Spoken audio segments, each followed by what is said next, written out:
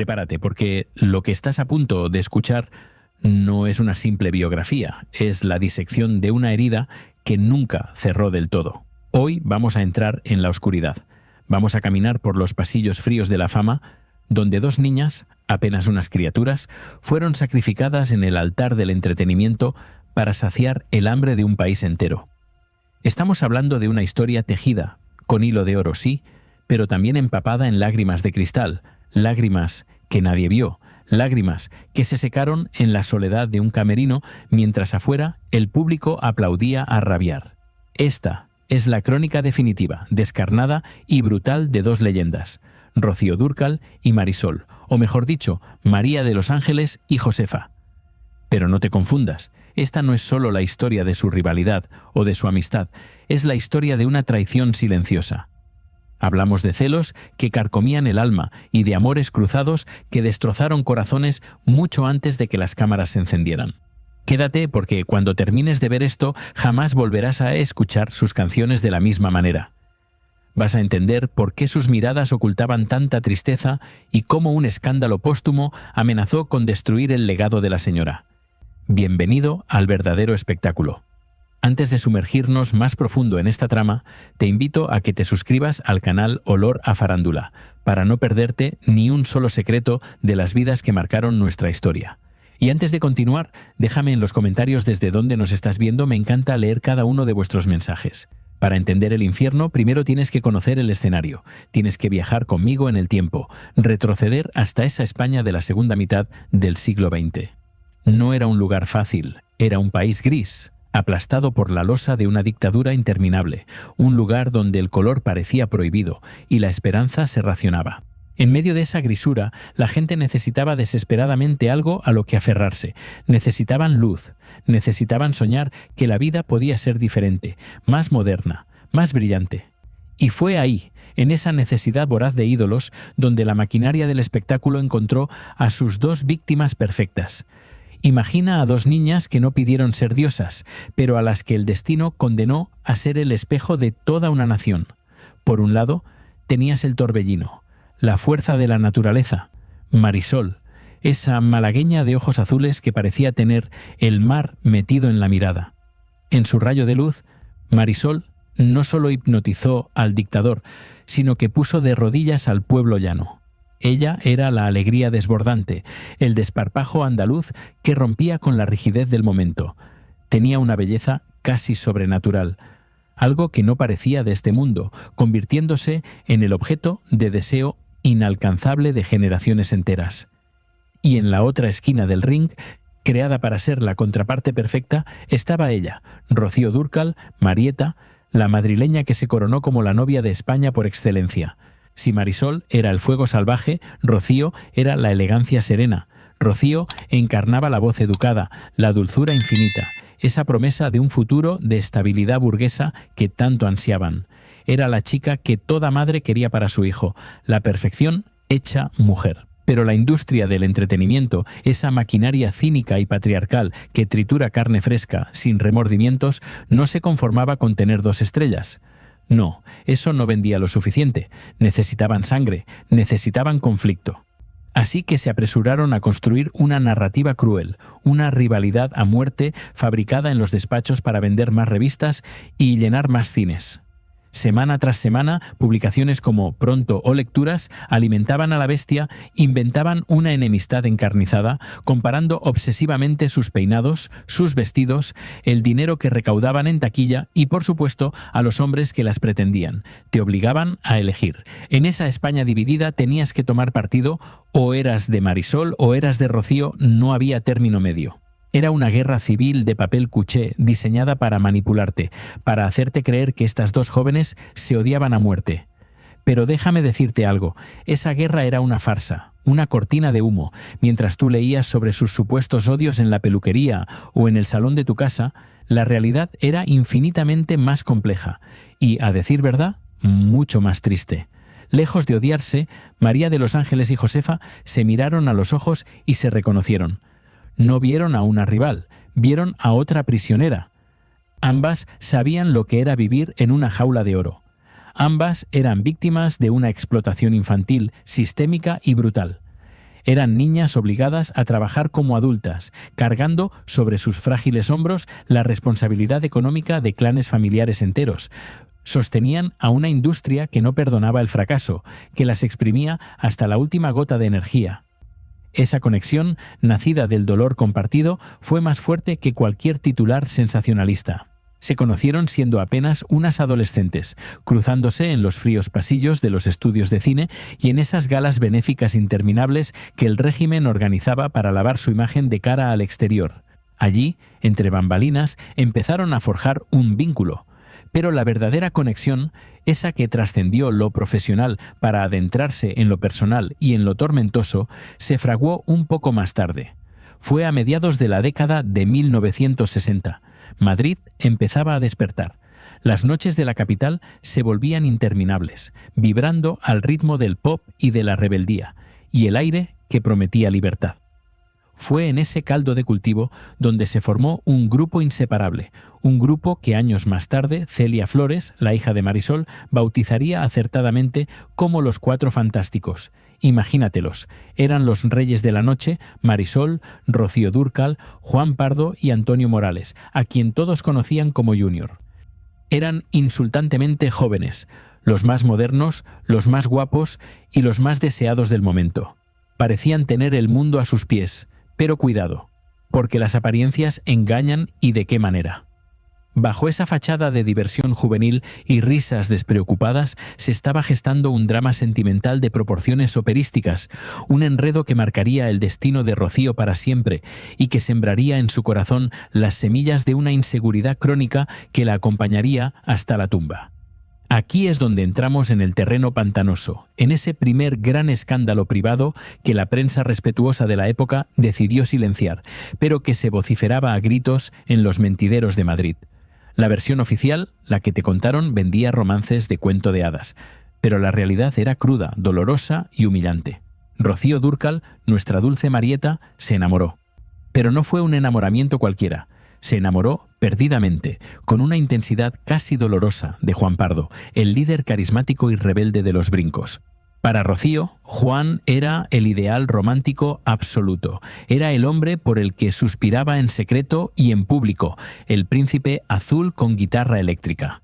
Sin embargo, y aquí comienza la tragedia personal de Marieta, los ojos de Juan Pardo no la miraban a ella. La mirada de Juan no buscaba la dulzura complaciente y perfecta de la Dúrcal. No, sus ojos estaban clavados en otra parte.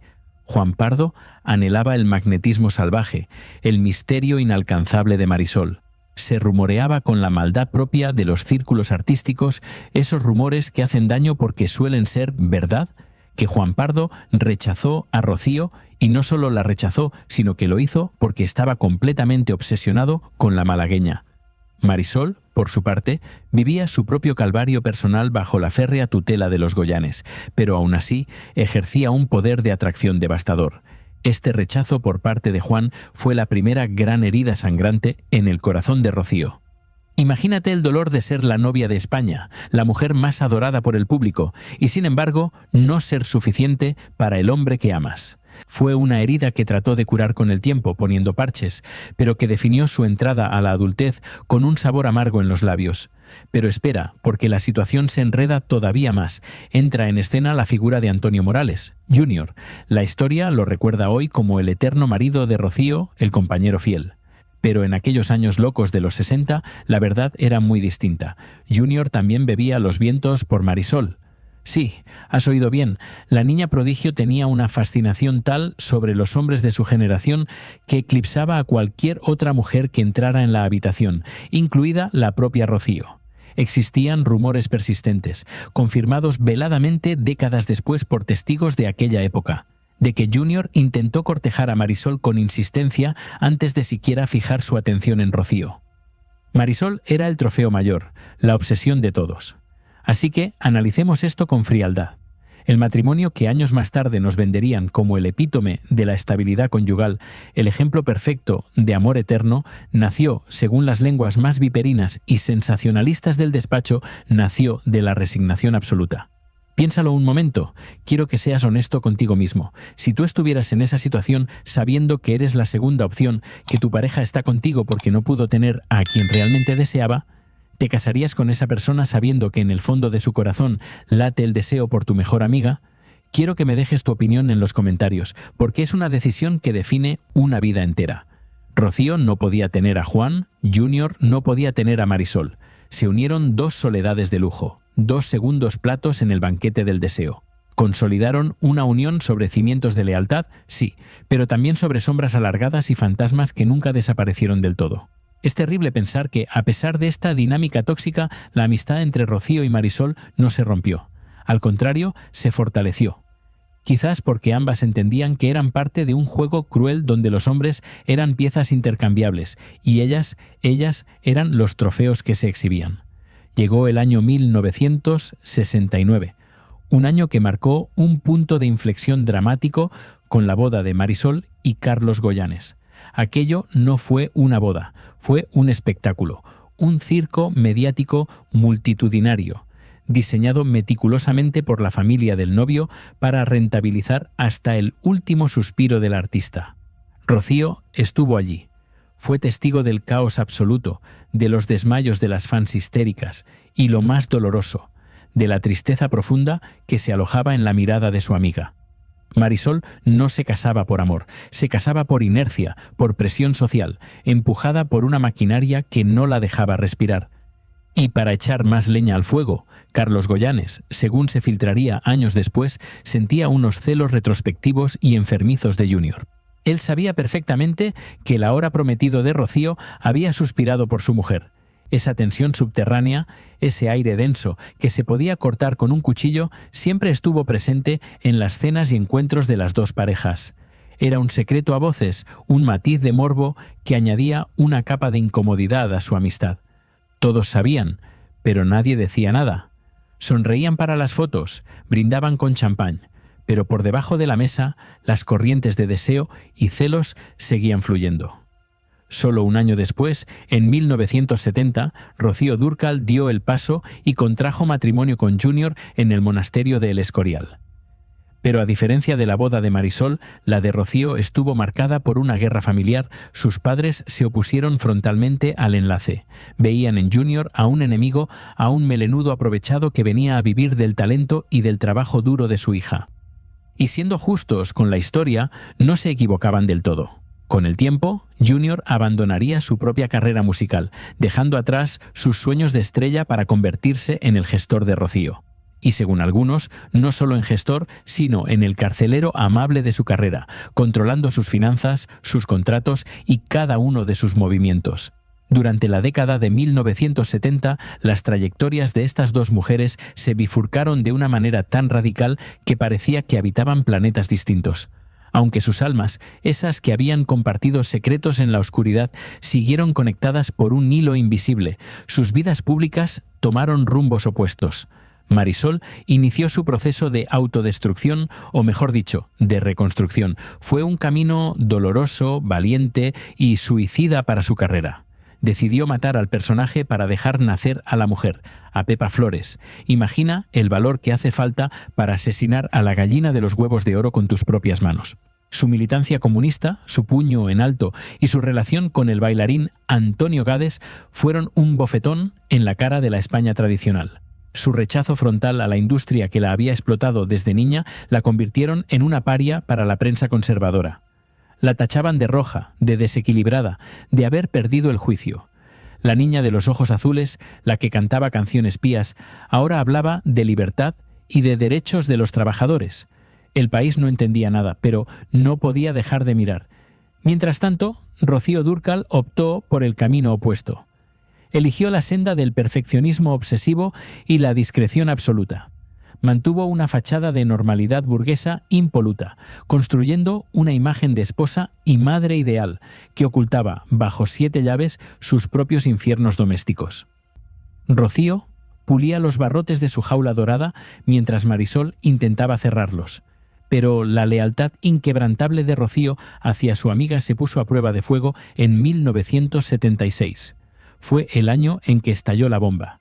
Pepa protagonizó la portada más escandalosa, vendida y comentada de la historia de la transición española en la revista Interview. Aquello no fue una simple foto, fue un terremoto social. El desnudo integral de Marisol conmocionó a un país católico, reprimido y voyerista a partes iguales. Ver a la niña de España sin ropa, mostrando su verdad sin filtros, hizo que a muchos se les cayera el monóculo y a otros se les acelerara el pulso. La prensa, siempre hambrienta de polémica, buscó con ahínco la reacción de Rocío Dúrcal. Los periodistas afilaban sus plumas esperando sangre, esperaban una condena moral, una frase de desaprobación que confirmara el estatus de Rocío como la mujer decente frente a la descarriada Marisol. Querían enfrentarlas de nuevo, usar la moralidad como arma arrojadiza. Sin embargo, Rocío les tapó la boca a todos, demostrando una altura de miras impresionante y una sororidad adelantada décadas a su tiempo. Defendió a capa y espada el derecho de su amiga a hacer lo que le diera la real gana con su cuerpo y con su vida. Se negó en rotundo a sumarse al linchamiento público. Mientras media España juzgaba a Pepa, Rocío le sostenía la mirada al mundo y decía: «Es mi amiga y la respeto». Esa lealtad valía más que todos los discos de oro juntos. Pero, ay, amigo mío, mientras Rocío defendía la libertad de su amiga de puertas para afuera, su propia vida doméstica se desmoronaba en secreto, ladrillo a ladrillo. A finales de la década de los 70 se produjo uno de los episodios más dramáticos, tensos y menos contados de su biografía. Es un escándalo que se mantuvo oculto bajo tierra durante años para proteger la inmaculada carrera de la artista, pero que hoy sale a la luz para revelarnos el carácter volcánico que escondía esa mujer de apariencia suave. Corría el año 1979. Rocío estaba embarazada de su hija menor, Shaila. Su estado era avanzado, se sentía pesada, vulnerable, con las emociones a flor de piel propias de la gestación. Mientras ella gestaba vida en Madrid, Junior se encontraba en la otra punta del mundo, en Filipinas. Estaba rodando una película, intentando desesperadamente revivir sus glorias pasadas, buscando ese aplauso que se le había escapado entre los dedos al convertirse en el marido de una estrella. Pero las noticias vuelan, y las malas noticias vuelan más rápido todavía. Los rumores de infidelidad empezaron a cruzar el océano y llegaron a los oídos de Rocío en Madrid como dardos envenenados. Se comentaba en voz baja, que Junior estaba disfrutando demasiado de la compañía femenina local. Se decía que la libertad, lejos del hogar y de la vigilancia de su mujer, le había soltado la melena, que se estaba comportando como un soltero de oro en las noches cálidas de Manila. Ponte en la piel de Rocío por un segundo. Embarazada, sola en casa, imaginando a su marido en brazos de otras, mientras ella espera a su hijo. Cualquier otra mujer se habría quedado llorando en su habitación, destrozada, esperando su regreso para pedir explicaciones. Pero Rocío no era cualquier mujer. Con un embarazo avanzado y las hormonas hirviendo en su sangre, Rocío no se quedó quieta. La furia la invadió. Agarró a su hermana Susana, hizo las maletas en tiempo récord y se subió a un avión. Cruzó medio mundo, horas y horas de vuelo, con el corazón palpitando de rabia, para presentarse sin previo aviso en el set de rodaje en Manila. Imagina la escena, digna de la mejor película dramática. Lo que sucedió allí es leyenda negra. Una Rocío furiosa, una leona protegiendo su territorio, irrumpió en la grabación dejando a todos helados. Encontró lo que buscaba, o al menos suficiente evidencia de ello, y el mundo de Junior se vino abajo metafóricamente, y según algunas fuentes del equipo técnico que lo presenciaron con la boca abierta, casi literalmente, agarró a Junior de las orejas. Hubo gritos histéricos, hubo una autoridad aplastante. Lo sacó del set, obligándolo a cancelar el rodaje allí mismo, sin importarle los contratos ni las consecuencias profesionales. Junior tuvo que regresar a España con la cola entre las patas, humillado y descubierto. Aquel viaje relámpago a Filipinas no fue una visita de cortesía, fue un ultimátum brutal. Rocío le puso las cartas sobre la mesa. O cambias, o esto se acaba aquí y ahora. Junior, acorralado y avergonzado, juró que nunca más volvería a ser infiel. Una promesa que cumplió a regañadientes, sí, pero que marcó el resto de su vida. Desde entonces se convirtió en la sombra inseparable de su mujer, pero ojo, no se convirtió en su sombra solo por amor incondicional, como nos vendieron las revistas. Se convirtió en su sombra por vigilancia mutua. Él La vigilaba a ella, sí, pero ella lo tenía a él bajo una lupa constante. La confianza, una vez rota, nunca se repara del todo. Se remienda, pero la cicatriz queda ahí, palpitando cada vez que cambia el tiempo. Y aquí es donde quiero hacerte una pregunta que necesito que me respondas abajo. Quiero que seas sincero, sin juzgar, solo con el corazón en la mano. Rocío perdonó, o al menos decidió seguir adelante por la familia y por el amor que aún quedaba. Pero si estuvieras esperando un hijo, en el momento más vulnerable de tu vida, y te enteraras de que tu pareja te traiciona al otro lado del mundo, ¿serías capaz de perdonar una infidelidad así, convivir con esa sombra el resto de tu vida, o hubieras cortado por lo sano sin importar el escándalo? Leo tu opinión en los comentarios, porque la decisión de Rocío definió su destino. Si te ha cautivado esta historia de amores, desamores y traiciones ocultas, no puedes perderte el resto de los secretos que tenemos para ti. Suscríbete ahora mismo a Olor a Farándula para seguir desvelando las vidas más intensas y los misterios mejor guardados del mundo del espectáculo. La llegada de los años 80 marcó una divergencia abismal, casi insalvable, entre las vidas de nuestras dos protagonistas. En 1985, Pepa Flores tomó la decisión irrevocable y definitiva: retirarse del mundo del espectáculo para siempre. No fue un hasta luego, fue un portazo absoluto, un adiós sin retorno.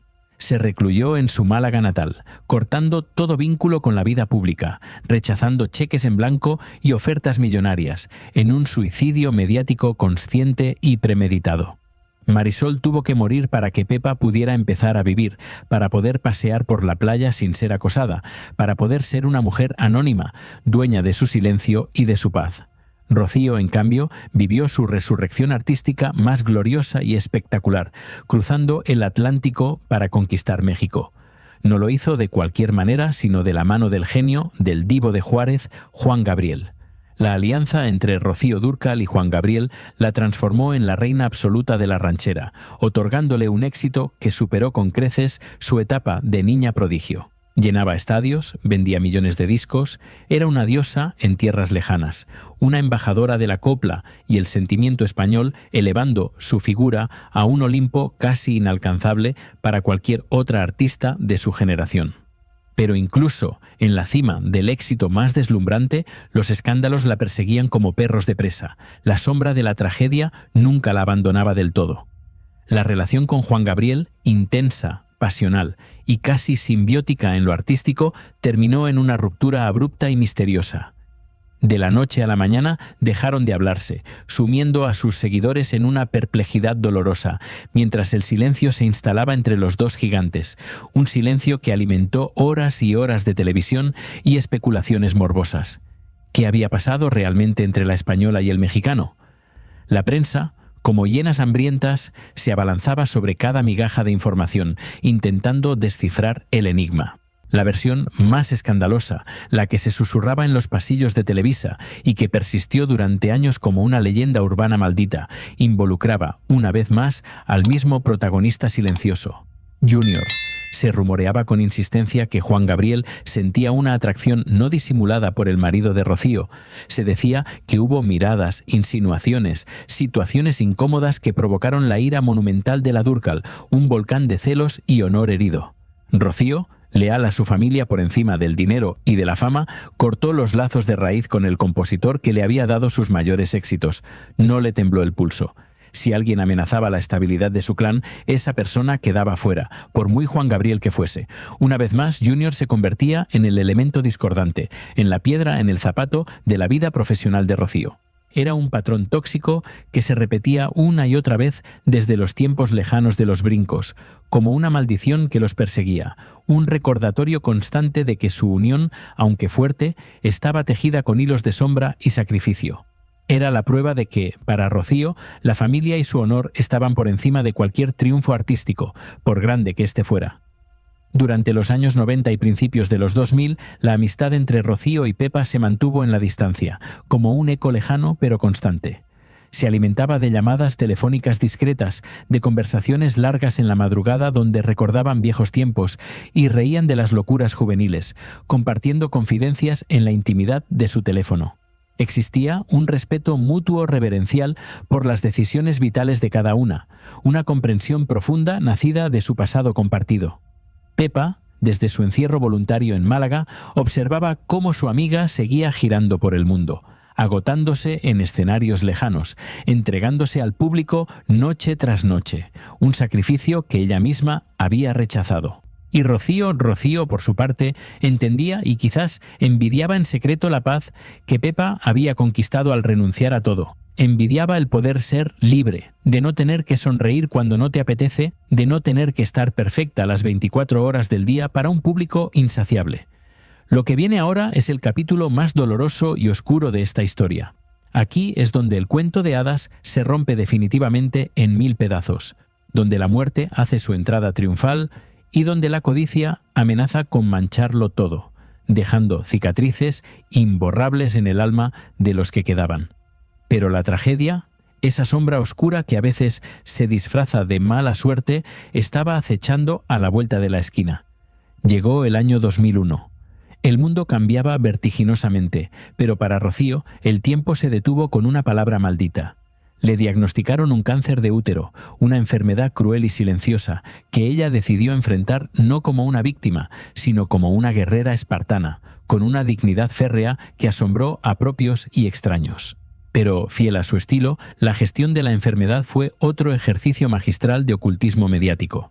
En la casa de Torrelodones se impuso la ley del silencio. Se bajaron las persianas, metafórica y literalmente. Los teléfonos dejaron de contestarse. La familia, como un ejército pretoriano, cerró filas para impedir que se filtrara una sola imagen del deterioro físico de la diva. Rocío no quería pena. No quería que el público, que la había visto brillar con trajes de lentejuelas, la viera ahora apagarse, marchitarse ante sus ojos. Se cuenta que en esos meses finales, cuando las fuerzas ya le fallaban, Rocío dedicó sus últimos alientos a una tarea conmovedora y llena de significado. Se sentaba durante horas a organizar sus álbumes de fotos, seleccionaba imágenes de los tiempos felices, aquellos días de risas y juventud con Marisol, con los amigos, y las enviaba a sus destinatarios. Era su forma de despedida silenciosa, un «te quiero mudo» antes de partir, un legado visual de amor y amistad. Fue un tiempo de introspección profunda, donde la rivalidad prefabricada de la juventud se reveló como lo que realmente era, una anécdota irrelevante, polvo en el viento frente a la inminencia del final absoluto, una futilidad sin sentido frente a la majestuosidad de la vida y la muerte. El 25 de marzo de 2006, el corazón de España y de América Latina se rompió. Nos despertamos con la noticia que nadie quería escuchar. Rocío Dúrcal había muerto. El impacto fue sísmico, un terremoto emocional que sacudió a millones de personas. En México, la gente se echó a las calles llorando, cantando amor eterno a todo pulmón en las plazas, como si se les hubiera muerto una madre, una figura materna que había trascendido fronteras. Sus cenizas fueron reclamadas por la Basílica de Guadalupe, un honor no reservado solo a santos y héroes nacionales. Imagina la magnitud de su leyenda, su impronta imborrable en el alma de un continente.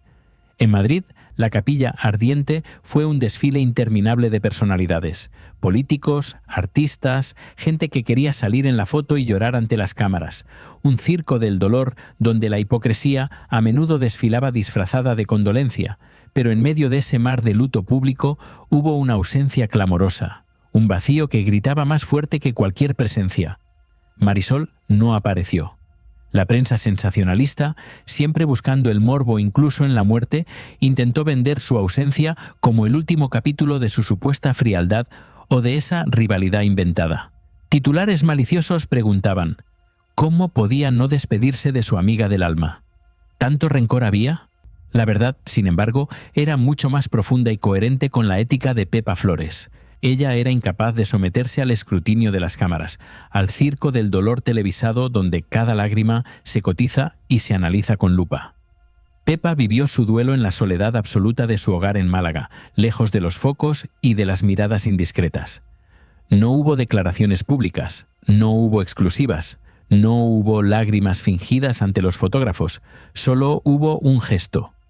Un detalle que pasó desapercibido para muchos, pero que lo decía todo. El envío de un ramo de flores con una tarjeta personal, Un mensaje privado, que viajó de Málaga a Madrid para acompañar a Marieta en su último viaje. Un testamento de amistad más elocuente que 1000 palabras. Celia Flores confesaría años más tarde que la muerte de Rocío rompió algo dentro de su madre, sumiéndola en una tristeza muda. La tristeza insondable de ser la última superviviente de una época dorada y terrible, una época que había devorado la inocencia de 2 niñas y las había escupido como leyendas. Pero si la muerte de Rocío fue triste, lo que sucedió inmediatamente después fue vergonzoso. Fue un escándalo que habría horrorizado a la propia artista y que destrozó de un plumazo la imagen idílica de la familia Morales Dúrcal. Apenas se habían enfriado las cenizas de la matriarca, estalló una guerra civil, una guerra por la herencia que ocupó las portadas de la prensa rosa durante años. La familia Modelo se devoraba a sí misma por dinero, por el legado material de una vida de sacrificios y éxitos. Carmen y Antonio, los hijos mayores, descubrieron algo que les heló la sangre, una traición en la propia casa. Descubrieron que su padre, el viudo doliente, el inconsolable Junior, había ocultado una parte sustancial de la fortuna de Rocío en el extranjero. Propiedades, inversiones y cuentas bancarias que no habían sido incluidas en el inventario oficial de la herencia en España, un fraude descarado que puso en evidencia la codicia y la manipulación. La sensación de traición fue devastadora. Los hijos sintieron que su padre no solo les estaba robando a ellos, sino que estaba manchando la memoria de su madre. Sentían que traicionaba a la mujer que se había dejado la vida trabajando, girando por el mundo enferma y cansada, para asegurar el futuro de todos, de una forma brutal y despiadada. El conflicto escaló hasta niveles dantescos. Los hijos demandaron a su propio padre ante los tribunales. Imagínate la escena en los juzgados, padre e hijos sin mirarse a la cara, hablando a través de abogados, un circo mediático que desgarraba el alma de la familia ante los ojos de toda una nación. Shaila, la hija pequeña, intentó mediar sin éxito, quedando atrapada en el fuego cruzado, con el corazón dividido entre el amor a sus hermanos y la piedad por su padre, una situación insostenible que la destrozó emocionalmente. En medio de este caos legal y emocional, Junior inició su propio y definitivo descenso a los infiernos. El hombre que había vivido a la sombra de la estrella, que había renunciado a todo por ella y que había sido perdonado por sus infidelidades, se encontró solo, más solo que nunca. Se quedó solo en la inmensa casa de Torrelodones, una mansión que ahora le venía grande, rodeado de recuerdos dolorosos y demandas judiciales de su propia sangre. Se hundió en una depresión profunda y negra. Ahogaba su culpa y su soledad en alcohol. Su deterioro físico fue evidente y rápido, casi espeluznante. Las pocas veces que aparecía en prensa se le veía demacrado, con la mirada perdida, arrastrando los pies. Era un espectro, una sombra patética del galán Yeye que había enamorado a Marisol y a Rocío décadas atrás. Una imagen desoladora que reflejaba su alma rota. La reconciliación con sus hijos llegó, sí, pero llegó tarde y mal. Fue en 2011. Forzada por el agotamiento de todos y la necesidad de cerrar heridas antes del final, de encontrar un mínimo de paz antes del adiós definitivo. Pero el daño emocional ya era irreparable, las fisuras eran demasiado profundas para sanar por completo. La tristeza se había comido el alma de Junior, lo había consumido hasta los huesos. El epílogo de esta tragedia griega tuvo lugar el 15 de abril de 2014. Fue el jardinero de la finca de Torrelodones quien encontró el cuerpo sin vida de Antonio Morales en su habitación. Estaba solo, murió solo, en la inmensidad de una casa llena de fantasmas y de silencios. Las primeras especulaciones, alimentadas por su conocido estado depresivo, corrieron como la pólvora apuntando al suicidio. Se sugería que Junior, incapaz de soportar la vida sin Rocío y aplastado por el peso de la guerra familiar, había decidido quitarse la vida, poner fin a su tormento. Aunque la autopsia oficial determinó que la muerte fue por causas naturales, la sombra de la autodestrucción siempre planeó sobre su final, una duda persistente que alimentó el morbo y la tragedia. Fue un desenlace gris para el hombre que había sido el nexo de unión y discordia entre las 2 mujeres más importantes de España. Un final que contrastaba con el brillo de las vidas que había tocado. Y como un fantasma del pasado, Juan Pardo, el otro vértice de aquel triángulo amoroso juvenil, reapareció brevemente para el funeral de su antiguo compañero, cerrando el círculo de los Cuatro Fantásticos con una presencia casi espectral, un último adiós cargado de significado. Hoy, la historia de Rocío Dúrcal y Marisol se lee como el testamento de una era que ya no existe, una época de luces deslumbrantes y sombras profundas.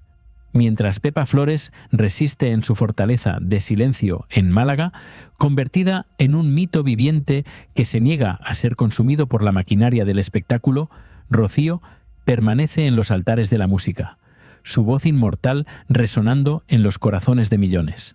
Su amistad, nacida en la inocencia robada y forjada a través de décadas de éxitos, celos, amores cruzados y tragedias, demuestra algo fundamental. A pesar de los intentos de la prensa por enfrentarlas, existía un hilo invisible de comprensión mutua que nadie pudo romper, un lazo inquebrantable de sororidad. Fueron las dos caras de la misma moneda. Marisol, la que se salvó huyendo a tiempo, y Rocío, la que se quedó y pagó el precio hasta el final, el sacrificio definitivo en el altar de la fama. Los escándalos, desde aquel viaje impulsivo a Filipinas hasta la vergonzosa guerra por la herencia, son solo las cicatrices visibles de dos vidas entregadas al público, dos niñas que aprendieron demasiado pronto que el cariño de España era un monstruo insaciable que devoraba a sus hijas predilectas. Tú, ¿de qué lado de la historia te quedas? Gracias por llegar hasta aquí y acompañarnos en este viaje por las luces y sombras de dos leyendas. Si te ha conmovido esta historia, no olvides suscribirte al canal Olor a Farándula para no perderte ni un solo detalle de las vidas que marcaron nuestra